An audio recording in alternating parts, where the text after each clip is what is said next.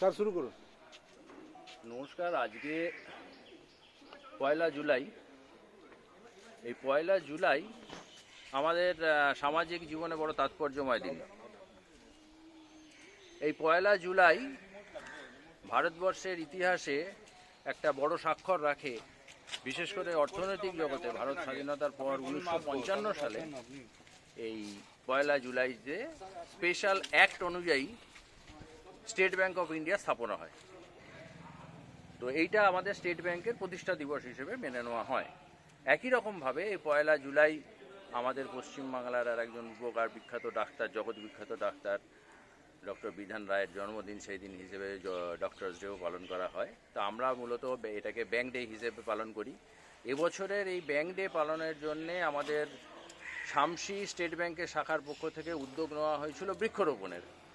এই করোনা পর্যুদস্ত দেশের মধ্যেই এত বড়োভাবে কীভাবে এই অনুষ্ঠানকে সুন্দরভাবে করা যায় সেই নিয়ে আমি আমাদের শামসি হাই স্কুলের প্রধান শিক্ষক মহাশয় পান্ডে সাহেবের সঙ্গে কথা বলি।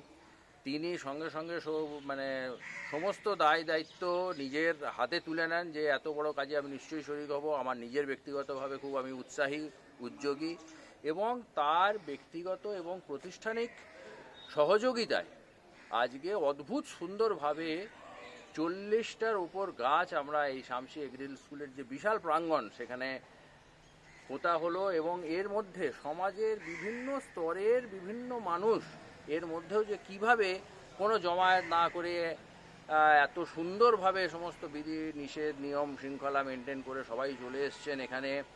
এবং তার মধ্যে একটি 10-12 বছরের বালক থেকে শুরু করে এলাকার আমাদের এখানকার শামসি ফাঁড়ির প্রধান মৃণাল চ্যাটার্জি সাহেব, শামসির অন্যান্য গণ্যমান্য ব্যক্তি, স্কুলের প্রাক্তন বহু ছাত্র যারা আজকে শামসি বা এই অঞ্চলের মাথা, তারা পর্যন্ত রয়েছেন।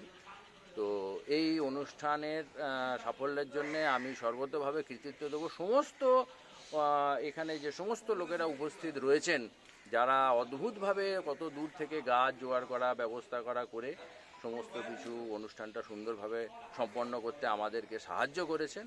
আমরা স্টেট ব্যাংকের পক্ষ থেকে এই সামাজিক বন্ধনের জন্য দায়বদ্ধ এবং আমরা এদের কাছে ঋণী। আমরা আশা রাখব আগামী দিনেও, আগামী ব্যাংক ডের দিনেও আমরা যাতে এরকমের কোনো বড় সামাজিক অনুষ্ঠানে ভাগ নিতে পারি আপনাদের সবাইকে নিয়ে। থ্যাংক ইউ, ধন্যবাদ।